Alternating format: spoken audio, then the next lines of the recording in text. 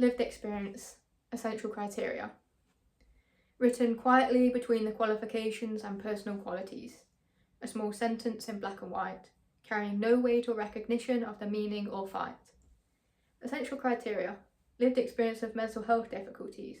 A sentence that squashes it neatly, makes it small, makes it tidy, like something you can put away at 5 p.m. and pick up again the next morning.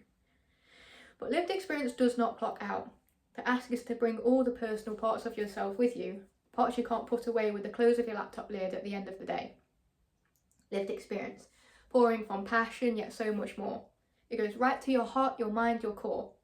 I got the job, not because I have all the answers, but because I carried the scars, literally and metaphorically, of knowing the depths of despair, shouting into the echo chamber, questioning, is anybody there?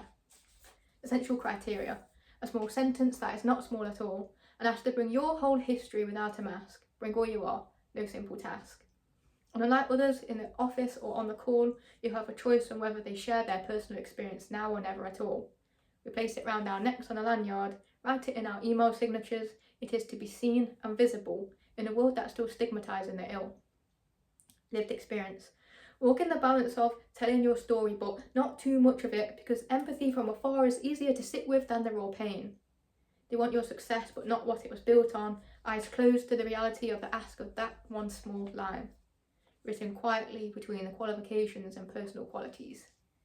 You're asked to speak, but not too loud, not too much, to speak not for money but for exposure and a free lunch. Unfortunately, my water meter doesn't run on cheese sandwiches and pizza. It's not the absence of fear. Oh, sometimes we're afraid, but we feel the fear and do it anyway. But we have courage in spades, to raise our hands to speak when others would turn away. We become masters of the delicate craft of telling the truth in ways people can hear without closing their ears. We learn to speak carefully, not to soften the message, but to help it land.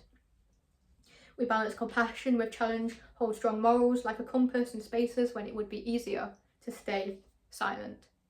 It takes strength to challenge with kindness, to believe that honesty delivered with care can move mountains one conversation at a time. Because silence was never going to be enough. For doing nothing is actually doing something, and nothing is loud. It rings in ears, ricochets where there should be words, actions and sound. You balance being too patient with being too professional. Still wear jeans or a suit at this table. This work lives beyond job descriptions.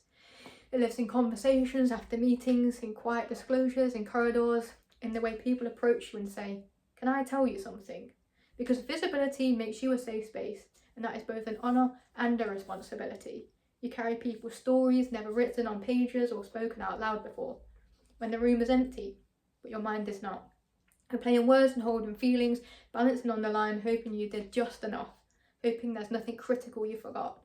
Existing in spaces, trying to build something without the structures to hold it, a house without foundations, systems inviting people in, but not ready to respond, stepping into roles that did not exist before, to be called brave whilst trying to find a way, to be called a pioneer instead of making the way forward clearer. Words that sound like applause but are actually heavy to carry home, because pioneering can look like figuring it out alone, to be visible and seen without always being supported, to create direction while still searching for it, but still, we show up. Because this work matters. Not matters in the way I often forget to put my bin out on a Wednesday, but matters in a way that goes to the very core of humanity, of pain and purpose. I hope you feel it in these verses. This work is an inhale and an exhale of breath. This isn't just work, it's life and death.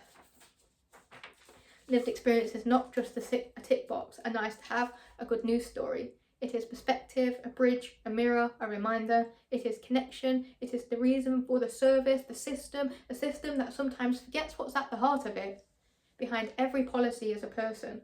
Behind every service is one person who once needed help. And behind this badge of lived experience, written quietly between the qualifications and personal qualities, is someone still learning, still speaking, still showing up.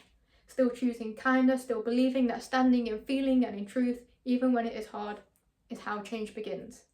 And that small sentence, written quietly in black and white, was never small at all.